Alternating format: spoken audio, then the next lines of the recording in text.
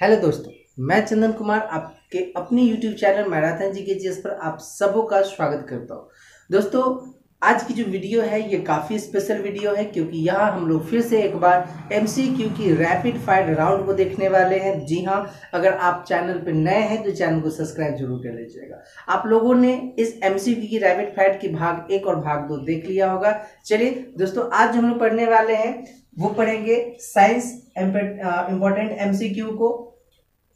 और ये science important MCQ का सीरीज जो चल रहा है हमारा 1 से 11 ये सीरीज है। और आपको पता है कि इस सीरीज में हम लोगों ने भाग 1 देख लिया है और हम लोगों ने भाग 2 भी देख लिया है।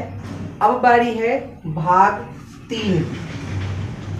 ठीक है, तो आज हम लोग इस भाग को कंप्लीट करने वाले हैं और बहुत महत्वपूर्ण प्रश्नों का ये सीरीज है, तो जरूर हमारे साथ इस वीडियो में अंत तक बने रहिएगा। चलिए दोस्तों, शुरू करते हैं।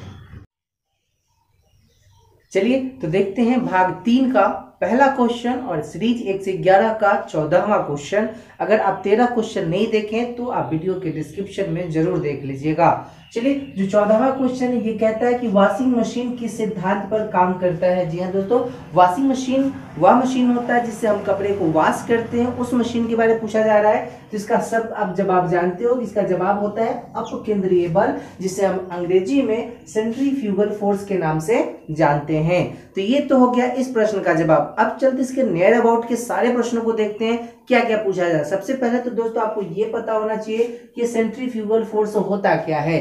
तो याद रखिएगा, यह एक जड़त्वीय बल होता है। ये क्या होता है तो याद रखना है कि यह एक जड़त्वीय बल यानी इनर्शिया, जो फोर्स ऑफ इनर्शिया कहते हैं आप इसे, यह एक जड़त्वीय बल होता है। ये क्या होता है कि जब हम किसी सर्कुलर पाथ पर मूवमेंट करते हैं ना, घूमते हैं, तो अगर किसी सर्कुलर पाथ पर घूमने से केंद्र से बाहर की ओर जो फोर्स लगता है उस फोर्स को हम बोलते हैं सेंट्रीफ्यूगल फोर्स। तो याद रखना है ये क्या होता है, तो याद रखना है क्या कि केंद्र के बाहर की ओर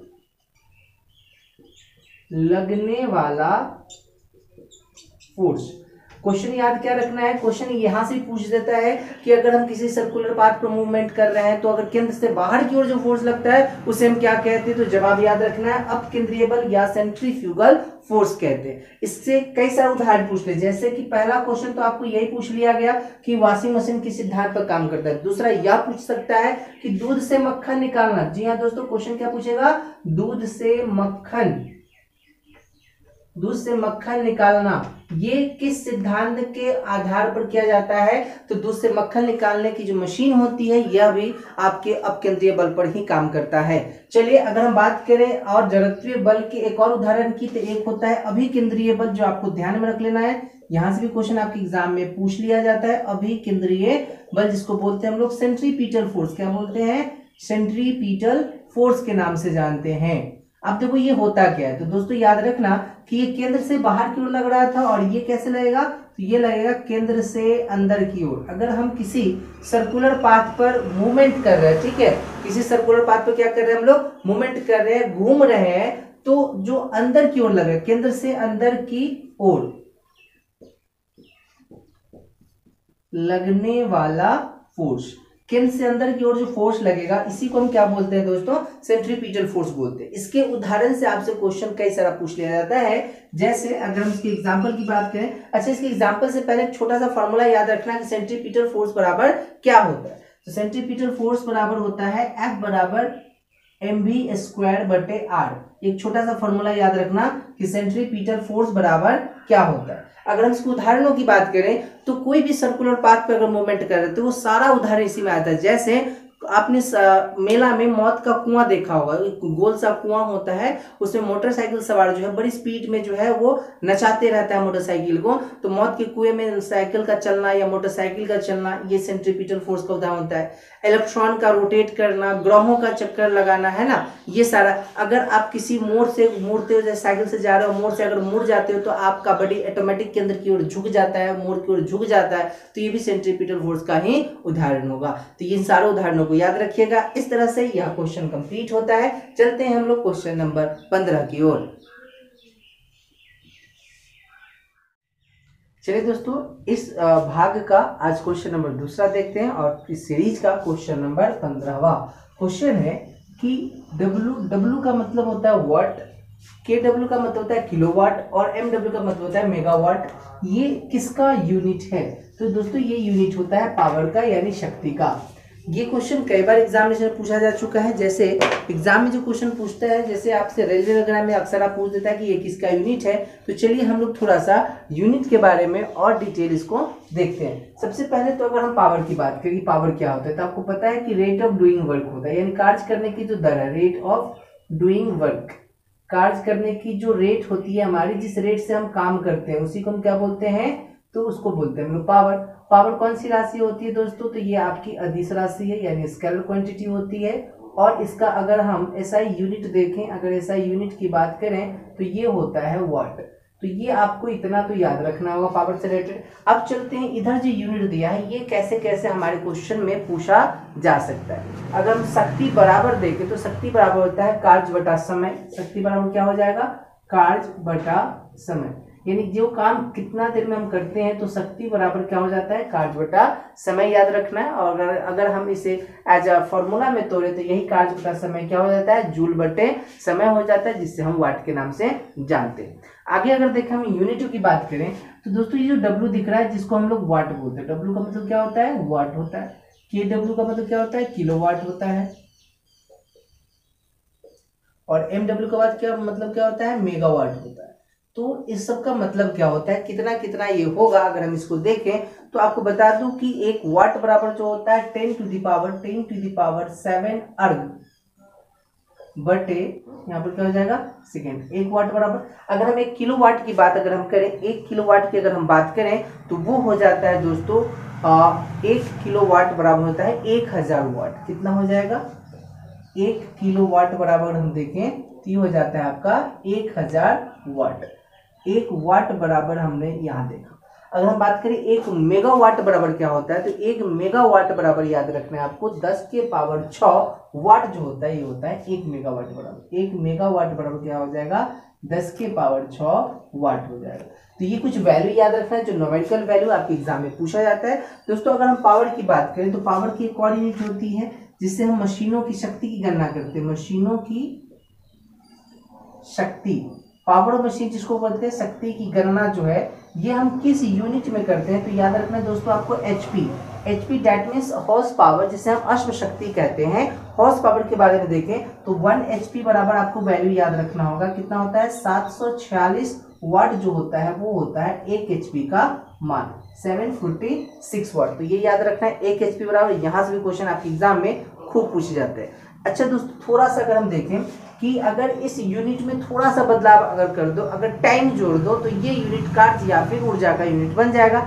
जैसे अगर W सेकेंड यानी वाट सेकेंड बन जाए, ठीक है, तो ये किसका यूनिट हो जाएगा? तो ये भी कार्य या ऊर्जा का होगा। अगर वाट घंटा बन जाए, ठीक है, तो ये भी किसका हो जाएगा? कार्य या ऊर्जा का। या फिर अगर आप देखो कि किलो वाट घंटा बन जाए तो ये तीनों यूनिट जो है दोस्तों, ये तीनों यूनिट किसका होता है? तो आप याद कर सकते हो यूनिट ऑफ कार्य यानी वर्क, या फिर आप कह सकते हो एनर्जी। तो ये तीनों जो होगा ये इसका यूनिट बन जाता है। तो तीनों में बस समय जो है वो लग जाता है। अगर हम 1 वाट सेकेंड की बात करें तो 1 जूल याद रखना है। 1 वाट सेकेंड बराबर क्या होता है? 1 जूल याद रखना है आपको। 1 वाट घंटा की अगर हम बात करें, 1 वाट घंटा तो 3600 जूल याद रखना है। कितना हो जाता है? 3600 जूल हो जाता है। और अगर हम 1 किलो वाट घंटा की अगर हम बात करें तो ये हो जाता है 3600 वाट घंटा, या 3600 नहीं होगा, 1000 वाट घंटा। कितना हो जाएगा ये? 1000 वाट घंटा। या अगर इसी को डिनोट करें दूसरे फॉर्म में जो आपके एग्जाम में पूछा जाता है वो होता है 3.6। कितना हो जाता है? 3.6 गुने 10 के पावर 6, 3.6 गुने 10 के पावर 6 जूल। क्या हो जाता है? जूल। तो ये कुछ वैल्यू है जो आपको याद रख लेना है। ये वाट घंटा से बहुत बार एग्जामिनेशन में क्वेश्चन आता है और हर बार हम कंफ्यूज हो जाते हैं कि किलो वाट घंटा किसका यूनिट होता है, वाट घंटा किसका यूनिट होता है। तो ये कुछ जो न्यूमेरिकल वैल्यूज मैंने आपको लिखे हैं ये अच्छे से एक बार दोबारा रिवाइज कर लीजिएगा और याद कर लीजिए। चलिए दोस्तों चलते इस भाग के अगली क्वेश्चन की ओर। चलिए दोस्तों देखते हैं इस भाग का तीसरा क्वेश्चन और इस सीरीज का 16वां क्वेश्चन। क्वेश्चन है कि जी का मान कितना होता है। जी का मान कितना होता है। अगर हम जी के मान की बात करें सबसे पहले तो ये आपको पता होना चाहिए कि जो जी है ये कहते क्या है। सबसे पहले इसका आंसर देख लीजिए। सबसे पहले आंसर देख लीजिए। इसका आंसर होता है 6.67 इंटू 10⁻⁻11 न्यूटन मीटर स्क्वायर पर केजी स्क्वायर। ये होता है इसका आंसर, जो आपको रट लेना है, याद कर लेना है। ये क्वेश्चन कई बार एग्जामिनेशन में पूछ लिया गया है। दोस्तों ये जो वैल्यू आपको दिख रहा है, ये जो वैल्यू आपको दिख रहा है, ये वैल्यू कांस्टेंट होता है, ठीक है, यानी ये बदलता नहीं है, ये फिक्स होता है, ये याद रखना है। और जो यहाँ पर आपको जी दिख रहा है, इस जी को हम क्या बोलते हैं, तो इस जी को बोलते हैं ग्रेविटेशनल कांस्टेंट। क्या बोलते हैं? ग्रेविटेशनल कांस्टेंट, ठीक है। तो ये याद रखना है, इसको क्या बोलते हैं, हिंदी में आप इसे बोलेंगे गुरुत्वाकर्षण नियतांक, याद रखना है, ठीक है। तो अगर हम गुरुत्वाकर्षण नियतांक की बात करें तो ये जुड़ा है ग्रेविटेशन से, और ग्रेविटेशन किसे कहते हैं तो ये भी आपको पता होना चाहिए कि ग्रेविटेशन जो है ये दो वस्तुओं के बीच में एक फोर्स ऑफ अट्रैक्शन होता है जो उसके मास के कारण, उसके द्रव्यमान के कारण लगता है। एक चीज आपको और बता दो दोस्तों, अगर आपसे क्वेश्चन पूछ दिया कि लॉ ऑफ ग्रेविटेशन किसने दिया है, तो लॉ ऑफ ग्रेविटेशन की अगर हम बात करें तो ये आप सब जानते हैं कि लॉ ऑफ ग्रेविटेशन जो है ये दिया था न्यूटन ने। किसने दिया था? तो न्यूटन ने लॉ ऑफ ग्रेविटेशन दिया था। और इसने क्या कहा था इस नियम के अकॉर्डिंग, तो आपने पढ़ा होगा कि F equal to G into m1 into m2 बटा r स्क्वायर, ये है लॉ ऑफ ग्रेविटेशन। तो आप इसे भी याद रखें क्योंकि यहां से भी क्वेश्चन आपके सीधा सीधा एग्जाम में पूछ लिया जाता है। अगर हम यहाँ बात करें तो ये क्या है, ये आपका फोर्स हो जाता है। ये क्या होता है? फोर्स। ये आपका ग्रेविटेशनल कांस्टेंट हो जाएगा। ये यहाँ आपका क्या हो जाएगा? ग्रेविटेशनल कांस्टेंट करेंगे। ये आपका क्या है, तो ये डिस्टेंस है, दो वस्तुओं के बीच की दूरी कह लीजिए आप, दो वस्तुओं की बीच की दूरी। और जो यहाँ पर m1 और m2 दिखाई दे रहा है आपका, ये m1 m2 क्या है, तो ये वस्तुओं का द्रव्यमान होता है। तो इस तरह से न्यूटन ने क्या कहा था कि दो वस्तुओं का जो द्रव्यमान है उसके गुणनफल के समानुपाती और उसके बीच की दूरी के वर्गों के व्युत्क्रमानुपाती जो होता है, ये होता है लॉ ऑफ ग्रेविटेशन। तो इस तरह से आप लॉ ऑफ ग्रेविटेशन याद रखना है, न्यूटन ने दिया था, और इस जी का मान एकदम दिमाग में बैठा लेना है कि इसका मान कितना होता है। चलिए दोस्तों चलते हैं अगले क्वेश्चन की ओर, बने रहिए हमारे साथ। चलिए दोस्तों देखते हैं इस क्वेश्चन को, जो है अगला क्वेश्चन, और ये क्वेश्चन नंबर 17 है। कहा गया है कि हाइड्रोलिक ब्रेक किस सिद्धांत पर कार्य करता है। बहुत इंपॉर्टेंट, वीवीआई बना लीजिए, बहुत बार एग्जाम में क्वेश्चन पूछ लिया गया है। तो यह काम करता है पास्कल के सिद्धांत पर, इसे याद रखिएगा, बहुत बार एग्जाम में क्वेश्चन पूछा हुआ है पास्कल का सिद्धांत। ध्यान दीजिएगा दोस्तों, पास्कल जो है ये मतलब दाब से रिलेटेड, प्रेशर से रिलेटेड कुछ नियम बनाए थे द्रवों में दाब संबंधित, जिस पर हाइड्रोलिक वर्ड वाला एकदम ट्रिक याद रख दीजिए, जिसमें भी हाइड्रोलिक वर्ड लग गया हो, जिसमें भी हाइड्रोलिक शब्द लग गया हो, वो सारा का सारा जवाब पास्कल का सिद्धांत या पास्कल का नियम के अकॉर्डिंग चला जाएगा, ठीक। कुछ भी पूछ दे, जैसे अगर आपसे पूछ दिया जाता है कि मान लीजिए क्वेश्चन पूछ दिया कि बताइए कि हाइड्रोलिक प्रेस किस सिद्धांत पर काम करता है, तो इसका भी जवाब होगा पास्कल का सिद्धांत। अगर आपसे पूछ दिया मान लो कि हाइड्रोलिक लिफ्ट किसके सिद्धांत पर काम करता है, तो इसका जवाब क्या हो जाएगा आपका पास्कल का सिद्धांत। तो इस तरह से हाइड्रोलिक लगा हुआ कोई भी क्वेश्चन अगर पूछा जाए तो जवाब क्या होगा हमारा पास्कल का सिद्धांत या पास्कल का नियम। पास्कल ने एक बात बताई थी कि द्रव के भीतर प्रत्येक बिंदु पर जो दबाव होता है वो समान होता है, इसी को हम लोग पास्कल का सिद्धांत मानेंगे। इनके सिद्धांत का एक छोटा सा पॉइंट है ये कि द्रव के भीतर सभी दिशाओं में जो दाब होगा वो हमेशा समान होता है। दोस्तों अगर हम द्रव के दाब की बात करें, एक पॉइंट याद रखना है कि अगर द्रव के दाब की बात करें, द्रव के दाब की अगर हम बात करें तो इसमें यह याद रखेंगे कि बर्तन के आकार या उसकी आकृति पर निर्भर नहीं करता। द्रव के दाब जो है ये क्या याद रखना है आपको कि बर्तन के आकार या आकृति पर निर्भर नहीं करता है। यानी ये कहने का मतलब ये है कि आप किसी भी द्रव को किसी भी प्रकार के बर्तन में अगर रखते हैं तो उसके क्या प्रेशर होगा ये आपका डिपेंड नहीं करेगा। और एक पॉइंट और याद रखना है आपको कि द्रव के भीतर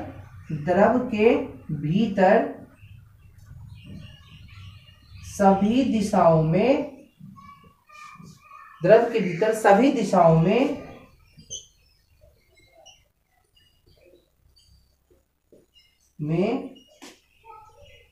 जो दाब होता है, दाब ये बराबर होता है। याद रखना है कि द्रव के भीतर सभी दिशाओं में अगर हम प्रत्येक बिंदु की बात करें तो क्या होता है, दाब हमेशा बराबर होता है। तो ये याद रखना है, आपको एग्जाम में पूछ लिया जाएगा। तो चलिए दोस्तों हमारे साथ बने रहिए, जानते हैं अगले क्वेश्चन क्या कहता है। चलिए दोस्तों देखते हैं अगला क्वेश्चन, जो क्वेश्चन नंबर 18 है। कहता है 18 क्वेश्चन कि एक ही पदार्थ के अणुओं के बीच लगने वाला जो आकर्षण बल होता है, जो फोर्स ऑफ अट्रैक्शन होता है, वो क्या कहलाता है। तो दोस्तों इसका सही जवाब होता है सहसंजक बल होता है, जिसको हम कोहेसिव फोर्स के नाम से जानते हैं। अब चलिए ये सहसंजक बल क्या होता है, कोहेसिव फोर्स क्या होता है, इसे समझते हैं। दोस्तों आपको पता है कि दुनिया का जितना पदार्थ है सब के सब मॉलिक्यूल से बने होते हैं, अणुओं से मिलकर के बने होते हैं। तो जब हम एक ही प्रकार के अणुओं के बीच की बात करें, जैसे मान लो कि अगर ये बोर्ड है तो बोर्ड जो है ये एक ही प्रकार के अणुओं से मिलकर बना होगा, तो इसके बीच जो फोर्स ऑफ अट्रैक्शन जो अणुओं के बीच लग रहा होगा, जैसे ये मान लो कि ये कोई अणु है, इसके बीच जो ये फोर्स ऑफ अट्रैक्शन लग रहा है जिसको जोड़ के रख रहा है, इसी को हम क्या बोलते हैं, कोहेसिव फोर्स के नाम से जानते हैं। ठीक है, अगर हम बात करें इसी के जैसा एक और फोर्स का, तो वो होता है असंजक बल। कभी भी क्वेश्चन यहां से पूछ लिया जाता है कि असंजक बल क्या होता है, तो दोस्तों इसे हम इंग्लिश में बोलेंगे एडहेसिव फोर्स। क्या बोलते हैं, एडहेसिव फोर्स बोलते हैं। ये क्या होता है, तो याद रखना कि दो अलग अलग पदार्थों के अणुओं के बीच लगने वाला आकर्षण बल। ठीक है, आकर्षण बल याद रखना है कि दो अलग अलग पदार्थों के बीच जो लगने वाला आकर्षण बल होता है उसे हम बोलेंगे असंजक बल। एक ही पदार्थ के अणु बीच लगने वाला होगा उसको बोलेंगे हम लोग सहसंजक बल। ये छोटा सा डेफिनेशन याद रखना है, इससे क्वेश्चन एग्जाम में पूछ लिया जाता है। दोस्तों अगर हम बात करें वैल्यू की, अगर हम बात करें वैल्यू ऑफ कोहेसिव फोर्स की अगर बात करें, ये क्वेश्चन कई बार एग्जाम में भी आ चुका है, तो याद रखिए अगर हम बात करें कि कोहेसिव फोर्स का मान किसमें कितना होता है, तो दोस्तों याद रखना है कि जो सॉलिड पार्टिकल्स होते हैं, जो सॉलिड होते हैं उसमें इसका मान सबसे ज्यादा यानी मैक्सिमम होता है। अगर हम लिक्विड की बात करें तो लिक्विड में लेस देन सॉलिड याद रखते हैं आप, लेस देन सॉलिड यानी सॉलिड से जो कम, थोड़ा बहुत कम होता है लिक्विड में लेकिन होता है। अगर हम गैस की बात करें तो याद रखना एकदम नगण्य याद रखना है। नगण्य का मतलब होता है कि आप नहीं भी याद कर सकते हो या नेग्लिजिबल याद कर लो या नो याद करके चल सकते हो। ठीक है, तो सॉलिड में जो मैक्सिमम होता है, शायद यही वजह है कि जितनी भी सॉलिड चीजें होती हैं उसका जो आकार होता है वो हमें एक निश्चित आकार में दिखाई देता है। तो अगर कोई निश्चित आकार में दिखाई दे तो आंसर याद रखना है कोहेसिव फोर्स के कारण। एडहेसिव फोर्स की अगर हम बात करें, ये एडहेसिव फोर्स की अगर हम बात करें तो याद रखना कि कोई भी जो दो चीज चिपकता है ना, जो वस्तु आपस में चिपकते हैं, ये एडहेसिव फोर्स के कारण। तो अगर आपसे क्वेश्चन पूछ दिया कि वस्तु आपस में किस कारण चिपकते हैं, आपस में चिपकते हैं, तो अगर ये क्वेश्चन अगर आपसे पूछा है कि आपस में किस लिए चिपकते हैं, तो याद रखना असंजक बल के कारण चिपकते हैं। ठीक है, चलिए अगले क्वेश्चन में देखते हैं, अगली स्लाइड में नेक्स्ट क्वेश्चन, बने रहिए हमारे साथ। चलिए दोस्तों इस भाग का अगला क्वेश्चन देखते हैं, जो क्वेश्चन नंबर 19 है हमारे साथ। 19वां क्वेश्चन ये कहता है, ये बहुत महत्वपूर्ण है, याद रखना VVI है ये, कि किस प्रकार के ताप पैमाने में डिग्री का प्रयोग नहीं किया जाता है ना, डिग्री का प्रयोग नहीं किया। तो उसका सही जवाब होता है केल्विन स्केल। एकदम दिमाग में सेट कर लीजिए, केल्विन में डिग्री का यूज नहीं होता है। अब चलिए ये समझते हैं कि ताप क्या होता है। अगर हम ताप की बात करें तो ताप क्या होता है, याद रखना ये फॉर्म ऑफ एनर्जी होता है। क्या होता है, ये फॉर्म ऑफ एनर्जी, ऊर्जा का एक रूप जो होता है उसी को हम क्या बोलते हैं, एनर्जी बोलते हैं, यानी आप कह लीजिए तो ताप बोलते हैं। पैमाना क्या होता है, जिसमें हम किसी चीज को मेजर करते हैं, जिसमें हम किसी चीज को मापते हैं, वो क्या कहलाता है हमारा, तो वो ताप मतलब पैमाना कहलाता है। अब चलो तापमान को हम किस उपकरण से मापते हैं ये देखते हैं। अगर ताप को मापने की बात है, ताप मापा जाता है, ताप मापा जाता है, तो इसको बोलते हैं तापमापी। क्या बोलते हैं, तापमापी, जिसे इंग्लिश में बोलते हैं थर्मोमीटर। क्या बोलते हैं, थर्मोमीटर बोलते हैं। थर्मोमीटर में कई सारे स्केल होते हैं, कई स्केल में थर्मोमीटर में यूज किए जाते हैं जो आपसे एग्जाम में क्वेश्चन पूछता है। जैसे अगर हम इसमें देखें कुछ प्रचलित कुछ प्रसिद्ध स्केल की बात करें कि किस किस स्केल का यूज इसमें किया जाता है, तो इसमें स्केल की बात करें तो सबसे पहला तो आप सेल्सियस याद रखना है। आपको क्या याद रखना है? सेल्सियस याद रखना है। सेल्सियस में नॉर्मली हम लोग क्या करते हैं, ये मापते हैं। तो सेल्सियस जो है इसमें होता है क्या है, याद रखना है कि इसमें 100 बराबर भागों में इसको बांटा जाता है। ठीक है, ये क्या क्या आता है कि 100 बराबर भाग में बटा होता है और एक भाग की जो वैल्यू होती है, एक भाग की जो वैल्यू होती है 1 डिग्री सेल्सियस या 1 डिग्री सेंटीग्रेड होता है। ठीक है, इसका आविष्कार जो है सेल्सियस ने ही किया था, तो ये भी याद रखना। अगला स्केल देखें तो होता है फारेनहाइट। अगर हम फारेनहाइट की बात करें तो इसमें जो स्केल बना होता है इसको 180 बराबर भागों में बांटा होता है। कितना? तो 180 बराबर भागों में इसको बांटा होता है। और इसका जो स्केल अगर हम यहाँ बात करें सेल्सियस की बात करें तो याद रखना ये 0 डिग्री से लेकर के 100 डिग्री के बीच में होता है। ठीक, अगर हम इसकी बात करें फारेनहाइट की, अगर हम बात करते हैं तो ये हो जाता है आपका 32 डिग्री फारेनहाइट से लेकर के 32 डिग्री से लेकर के कितना हो जाएगा, तो 212 डिग्री फारेनहाइट के बीच में होता है और ये इन भागों में बटा होता है। अगर तीसरे की बात करें, तीसरा पैमाना जो है ये होता है हमारा रोमर। ये रोमर स्केल होता है। इसमें क्या होता है कि रोमर स्केल में भी क्या होता है कि इसको 80 बराबर भागों में बांटा जाता है। कितने बराबर भागों में? 80 बराबर भाग में बांटा जाता है। अगर इसके हम मेजरमेंट की बात करें तो यहाँ होता है 0 डिग्री आर से लेकर के 80 डिग्री आर के बीच में इसमें थर्मोमीटर में अंकित मिलेगा आपको 80 डिग्री आर तक। ठीक है, 0 डिग्री आर से 80 डिग्री आर। और जो चौथा स्केल है काफी महत्वपूर्ण, जिससे क्वेश्चन ये बना हुआ था, केल्विन। चौथा क्या है दोस्तों? तो चौथा है आपका केल्विन स्केल। केल्विन स्केल में क्या होता है कि इसमें जो मेजरमेंट किया जाता है वो 100 बराबर भागों में बटा होता है। कितना? तो इसमें भी आप याद रखना है कि 100 बराबर भाग में थर्मामीटर बटा होता है। और इसके अगर हम स्केल की बात करें कहां से कहां तक मेजरमेंट देखने को मिलता है तो 273 के से लेकर के 373 की याद रखना। क्या याद रखना? 273 से लेकर के 373 के। अब देखो दोस्तों यही क्वेश्चन था कि किसमें डिग्री का प्रयोग नहीं होता। देखो यहाँ पर डिग्री का प्रयोग हमने नहीं किया, जबकि सब में डिग्री का प्रयोग किया गया है। समझ में आ गया? तो ये होता है आपका थर्मोमीटर संबंधित। थोड़ा सा बात और देख लो, क्योंकि ये क्वेश्चन से बहुत बार क्वेश्चन रिपीट हो चुका है। क्वेश्चन ये पूछ देता है कि जो थर्मामीटर है उसका आविष्कार किसने किया था? पारा थर्मामीटर का। तो ये होमवर्क में आप इसका जवाब जरूर दीजिएगा कि पारा थर्मामीटर का आविष्कार किसने किया था। तो चलिए चलते हैं अगले क्वेश्चन की ओर कि अगला क्वेश्चन क्या कहता है। आखिरी क्वेश्चन है भाग 3 का, लास्ट क्वेश्चन, क्वेश्चन नंबर 20 है। फिर अगली स्लाइड अगले बार हम लोग अगली वीडियो में भाग 4 लेकर के आपके लिए आएंगे। इसमें देखिए 20वां क्वेश्चन क्या कह रहा है कि प्राथमिक रंग कौन कौन से होते हैं। ठीक है, प्राथमिक रंग, प्राइमरी कलर्स इंग्लिश में कहेंगे, कौन कौन से हैं? तो दोस्तों याद रखना लाल, हरा और नीला, यानी रेड, ग्रीन और ब्लू, इन तीनों को हम क्या बोलते हैं? प्राथमिक रंग बोलते हैं, प्राइमरी कलर्स बोलते हैं। एक क्वेश्चन यहाँ से और बन जाता है कि अगर हम इन तीनों को अगर मिला देते हैं तो फिर से हमें जो मिलेगा वो व्हाइट रंग मिल जाता है। और याद रखना इसी तीनों का रंग जो है वो कलर टेलीविजन में किया जाता है। कई बार क्वेश्चन आया हुआ है कि कलर टेलीविजन में किस रंगों का प्रयोग किया जाता है, तो वो होता है RGB, रेड, ग्रीन और ब्लू, जो प्राथमिक रंग कहलाता है। दोस्तों जो हम दैनिक जीवन में रंग प्रयोग करते हैं ना, उन रंगों से ये काफी अलग होता है, क्योंकि एक्सपेरिमेंटल रंग जो होते हैं काफी अलग होते हैं, तो उस पर मत जाइएगा, ये पढ़े फिजिक्स के अकॉर्डिंग। आगे देखते हैं, प्राइमरी कलर तो आपको समझ में आ गया। अगला देखते हैं, इसी में होता है एक द्वितीयक रंग। ठीक है, द्वितीयक रंग जिसको हम सेकेंडरी कलर कहते हैं। सेकेंडरी कलर क्या होता है? तो याद रखना है कि 2 प्राथमिक रंगों को मिलाने से बनता है। कितने? 2 प्राथमिक रंग को मिलाने से। अगर 2 प्राइमरी कलर्स को अगर आप मिलाते हैं तो जो रंग बनता है उसे हम बोलते हैं दूसरा रंग। कौन कौन होता है? तो याद रखना जब R और B यानी रेड और ब्लू को जब हम मिलाते हैं तो वो बन जाता है हमारा मैजेंटा। कौन सा रंग बनता है दोस्तों? मैजेंटा, याद रखना है।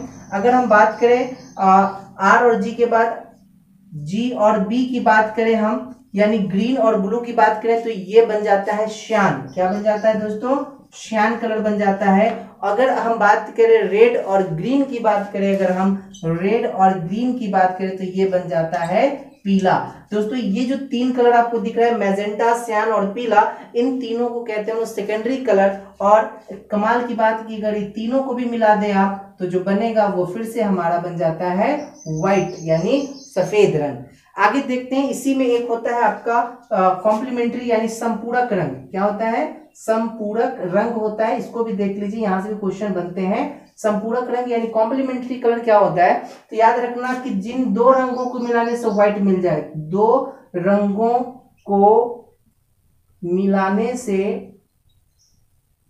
क्या बन रहा हो? सफेद बन रहा हो। दो व्हाइट रंग मिला, दो रंगों को मिलाने से क्या बन रहा हो? सफेद मिल रहा हो, तो उसे क्या बोलेंगे हम लोग? उसको बोलते हैं हम लोग संपूरक रंग बोलते हैं। ठीक है, अब चलो ये रंग कौन कौन से होते हैं अगर याद करने हैं तो एक छोटा सा तरीका याद रखना, एक छोटा सा ट्रिक याद रखना। दोस्तों यहाँ पर मैं बना दे रहा हूँ, एक ट्रायंगल बनाएंगे हम लोग। ठीक है, एक ट्रायंगल बनाएंगे और इसमें क्या लिखना है? एक ट्रिक छोटा सा लिखना है। ठीक है, क्या लिखेंगे कि R G और B याद रखना है। ठीक है, R G और B याद रखना है। ये प्राइमरी कलर्स को हमने यहाँ पर बैठा दिया है। अब देखो R और G को मिलाते थे तो क्या बनता था दोस्तों? पीला बनता था। G और B को मिलाने से क्या बनता था? तो ये बनता था श्यान। और R और B को मिलाने से क्या बनता था? तो ये बन जाता था आपका R और B से मैजेंटा। अब आपको कहो कि मैजेंटा सर कौन सा रंग होता है? तो जैसे आपने 2000 रुपए का जो नोट आया वो नोट आपने देखा, वो मैजेंटा कलर होता है। सियान कौन सा कलर होता है? जो मोर का पंख होता है, ब्लू और ग्रीन का कॉम्बिनेशन लिए हुए, वो होता है आपका सियान कलर। अब देखो कि जी को और मैजेंटा को अगर मिलाते हैं आपस में तो ये बनता है व्हाइट। आर को और सियान को मिलाते हैं तो व्हाइट, और ब्लू को और पीला को मिलाते हैं तो बनता है आपका व्हाइट। क्या बनता है? व्हाइट बनता है। तो दोस्तों यहां से क्वेश्चन क्या पूछेगा कि निम्नलिखित में से कौन किसका कॉम्प्लीमेंट्री कलर है? जैसे ग्रीन का कॉम्प्लीमेंट्री कलर पूछेगा तो याद रखना मैजेंटा, ब्लू का पूछेगा तो पीला, और सियान का पूछेगा तो आर, क्योंकि सबको मिलाने से बनता है डब्ल्यू यानी व्हाइट। तो ये हो गया कलर से संबंधित बातें, और यहीं पर हम इस भाग को खत्म करते हैं। ये भाग 3 सीरीज 1 से 11 की जो थी वो समाप्त होती है, और अगले वीडियो में हम इस सीरीज की भाग 4 लेकर आएंगे, जहां पर और फिजिक्स की महत्वपूर्ण प्रश्नों की बात करेंगे। दोस्तों ये वीडियो आपको कैसा लगा आप कमेंट में जरूर बताएंगे, आपको इससे क्या फायदा पूछा। अगर कोई डाउट हो तो आप कमेंट सेक्शन में जरूर लिखिएगा, और अगर वीडियो आपको अच्छी लगी हो तो चैनल को सब्सक्राइब करना ना भूलें, वीडियो को लाइक शेयर और अपने दोस्तों को भी जरूर फैलाएं। जी दोस्तों चलिए मिलते हैं नेक्स्ट वीडियो में। थैंक यू, धन्यवाद।